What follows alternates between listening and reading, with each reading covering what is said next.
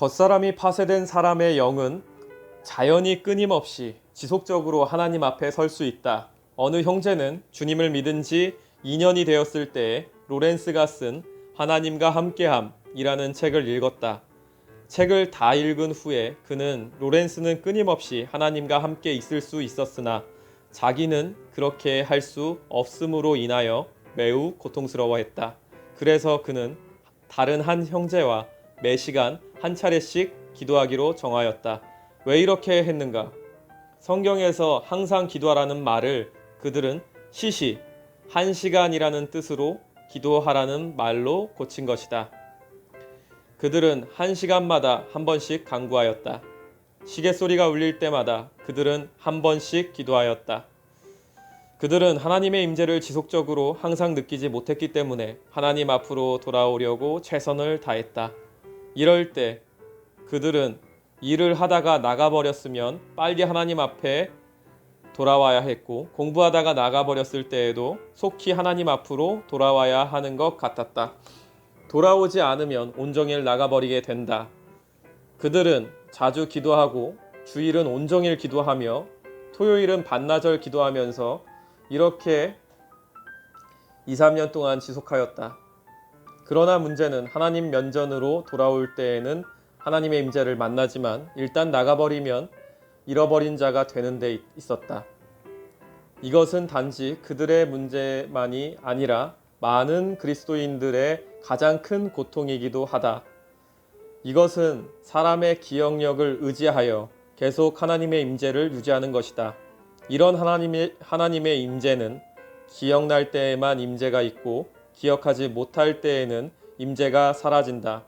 이런 기억력으로 하나님의 임재를 유지하는 것은 어리석은 것이다. 왜냐하면 하나님의 임재가 기억 속에 있고 영 안에 없기 때문이다. 하나님의 임재를 해결하려면 먼저 겉사람이 파쇄되는 문제가 해결되어야 한다. 우리의 감정은 하나님과 다르고 서로 연합될 수가 없다. 우리의 생각도 하나님과 다르고 서로 연합될 수가 없다. 요한복음 4장은 하나님의 본질이 무엇인지를 우리에게 보여준다. 하나님은 영이시다. 오직 우리의 영만이 하나님의 본질과 같고 오직 우리의 영만이 하나님과 영원한 조화를 이룰 수 있다. 그러므로 만일 우리가 생각 안에서 하나님의 임재를 얻으려고 한다면 생각이 풀어질 때 임재는 즉시 사라진다. 만일 우리가 감정으로 하나님의 임재를 얻으려고 한다면 감정이 풀어질 때 임재는 즉시 사라진다. 혹 우리는 비통함을 느끼고 눈물을 흘릴 때 하나님의 임재를 느낄 수 있다고 생각할지도 모른다. 그러나 우리는 평생토록 눈물만 흘릴 수는 없다. 눈물이 그칠 때가 있으므로 눈물을 흘리지 않을 때에는 하나님의 임재를 느끼지 못하게 된다. 왜냐하면 생각과 감정의 활동은 언젠가 끝이 있기 때문이다. 우리의 행위로 하나님의 임재를 유지하려고 할 때 행위가 그치면 임재도 사라지게 된다. 오직 같은 성질의 공기와 공기, 물과 물 등만이 쉽게 나누어지지 않는다. 성질이 같기 때문에 함께 융화될 수 있다. 속사람의 성질은 하나님의 성질과 같기 때문에 속사람은 하나님의 영으로 말미암아 능히 하나님의 임재를 나타낼 수 있다. 겉사람은 항상 행위 안에 살아있기 때문에 속사람을 방해한다. 겉사람은 도움이 안 될 뿐더러 오히려 장애가 된다. 겉사람이 파쇄될 때 속사람은 하나님 앞에서 방해를 받지 않게 된다. 겉사람은 외부적인 일들에 반응하기 위한 것이다. 사람이 하나님의 임재를 잃어버리고 하나님의 임재를 누리지 못하는 이유는 그의 겉사람이 항상 외면적인 일에 대하여 반응하기 때문이다. 우리가 외면적인 일들을 제거할 길은 없지만 겉사람을 파쇄할 수는 있다. 우리는 밖의 일들을 정지시킬 수 없다. 이 세상 천만 가지의 일들은 계속될 것이다. 만일 겉사람이 파쇄되지 않았다면 밖의 일이 생길 때마다 우리 속은 그것에 반응하게 된다. 우리가 지속적으로 조용히 하나님의 임재를 누리지 못하는 이유는 바로 이런 겉사람의 반응 때문이다. 그러므로 하나님의 임재 안에 머무는 것은 겉사람의 파쇄에 근거한다. 만일 하나님께서 우리를 긍휼히 여기심으로 우리 겉사람이 파쇄된다면 우리는 다음과 같은 상태를 갖게 될 것이다. 즉, 본래 아주 호기심으로 가득 찼던 우리가 이제는 호기심을 가질 수 없게 된다는 것이다. 본래 우리의 감정은 아주 강하여 일이 생기기만 하면 그것에 의해 격동되고, 가장 섬세한 느낌인 우리의 사랑이 격동되거나 가장 거친 느낌인 우리의 성질이 격동되며 밖의 일만 생기면 반응을 갖고 그 안에서 살며 하나님의 임재를 잃어버렸을 것이다. 그러나 하나님의 긍휼로 우리의 겉사람이 깨어진다면 많은 일들이 닥친다 하더라도 우리 속은 요동하지 않고 고요하며 하나님의 임재도 변함없게 될 것이다. 우리는 하나님의 임재를 누리는 것이 겉사람의 파쇄에 근거함을 보아야 한다. 사람이 하나님의 임재를 끊임없이 누리는 것은 겉사람의 파쇄로 말미암은 것이다. 로렌스의 경우 그가 주방에서 일을 할 때 사람들이 그에게 이것저것을 달라고 하고 그 주위의 소리가 혼잡하고 접시 소리도 시끄러웠지만 그의 속은 그것들의 영향을 받지 않았다. 그는 기도할 때 하나님의 임재를 느낄 뿐이 아니라 일로 분주할 때에도 하나님의 임재를 느꼈다. 그는 분주함 가운데에서도 어떻게 하나님의 임재를 느낄 수 있었는가?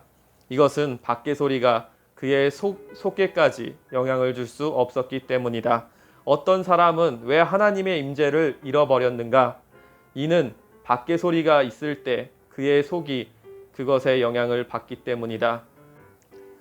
어떤 사람은 하나님의 임재를 보존하기 위하여 어떻게 하는지 아는가? 그들은 접시 소리가 나지 않는 환경을 찾는다. 그들은 사람들을 멀리 떠나고 일들에서 멀리 떠나면 떠날수록 하나님의 임재를 느낄 수 있다고 생각한다.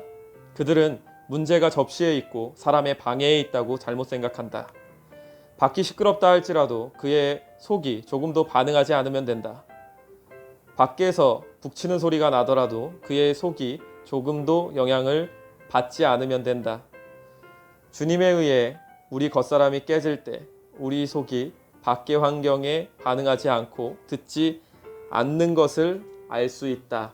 하나님께 감사드리자. 우리가 남의 말을 잘 듣는 귀를 갖고 있다 할지라도 만일 우리 위에 은혜가 있고 주님께서 우리에게 역사하심으로 우리 겉사람이 파쇄되면 겉사람에게 어떤 일이 닥치더라도 우리의 속은 영향을 받지 않을 수 있다.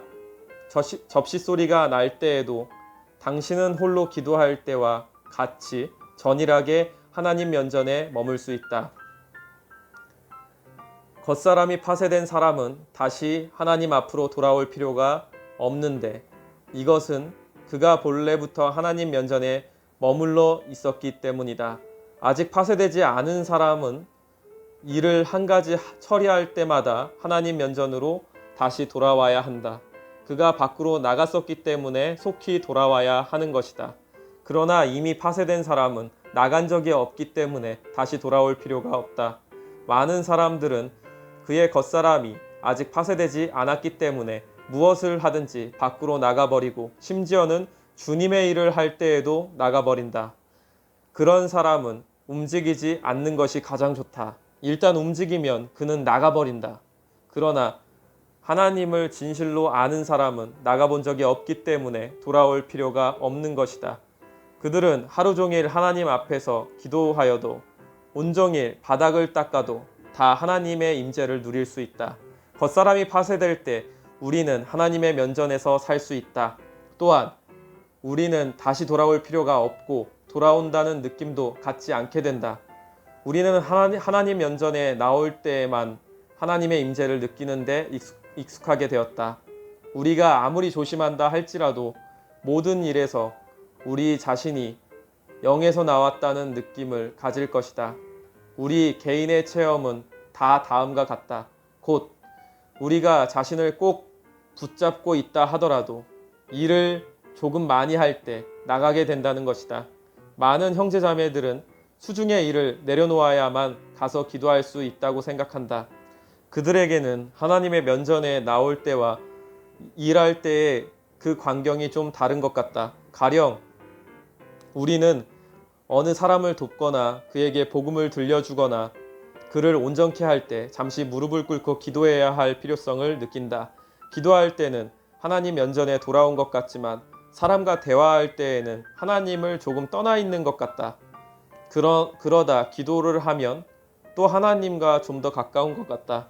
좀 전에는 나간 것 같다가 이제는 하나님 면전으로 돌아온 기분이다. 좀 전에 하나님의 임재를 잃었으니 이젠 되찾아야만 한다.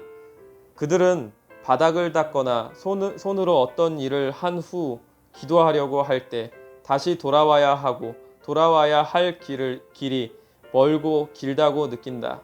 모든 돌아와야 한다는 느낌은 좀 전에 이미 나가 있었다는 것을 우리에게 말해준다. 겉사람이 파쇄될 때 우리는 돌아올 필요가 없다.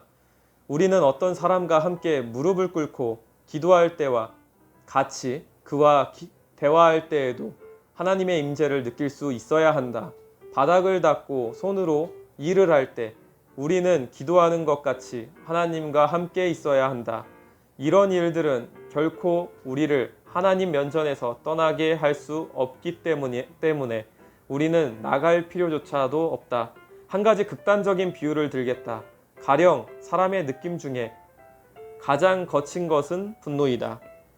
성경은 분을 내는 것을 금하지 않았다. 어떤 분냄은 죄와 무관하다. 성경은 분을 내어도 죄를 범하지 말라고 했다. 그러므로 분을 내어도 죄를 범하지 않을 수 있는 것은 분명하다. 그러나 분을 내는 것은 아주 거친 것이고 죄에 가깝다. 하나님의 말씀에서 사랑하여도 죄를 범치 말라고 하지 않았다는 것은 사랑이 죄와 아주 멀기 때문이다. 하나님의 말씀에서 온유하여도 죄를 범치 말라고 하지 않았다는 것은 온유함도 죄와 아주 멀기 때문이다. 하나님의 말씀에서 분을 내어도 죄를 범하지 말라고 한 것을 보면 화를 내는 것은 죄에 가깝다. 큰 잘못을 범한 형제에게 엄히 책망할 필요가 있을 때도 있다. 그러나 그것은 쉽지 않은 일이다. 사랑의 느낌을 표현하기는 쉬워도 노여움을 표현하기란 쉽지 않다. 이는 조심하지 않으면 다른 영역 안으로 떨어지기 때문이다. 그러므로 하나님의 뜻을 따라 분을 내는 것은 용이하지 않다. 만일 겉사람의 파쇄가 무엇인지 알고 하나님 앞에서 임재를 누릴 수 있으며 그의 영이 겉사람의 방해를 받지 않으며 끊임없이 하나님과 함께 있을 수 있는 형제나 자매라면 하나님 면전에서 기도할 때와 같이 한 형제를 엄히 책망할 때에도 하나님의 임재 안에 있을 수 있다. 다른 말로 한다면 그가 한 형제를 엄히 책망하고서 하나님 앞에 나아가 기도를 할 때에 하나님 면전에 다시 돌아가야 한다는 느낌을 가질 필요가 없다는 것이다. 하나님 면전에 다시 돌아가야 한다는 느낌은 그가 나갔었다는 것을 증명한다. 우리는 이 일이 아주 어려운 일임을 시인한다. 그러나 우리 겉사람이 파쇄되었다면 우리는 한 형제를 책망하고도 하나님 면전에 다시 돌아올 필요 없이 하나님의 임재를 전과 같이 누릴 수 있다.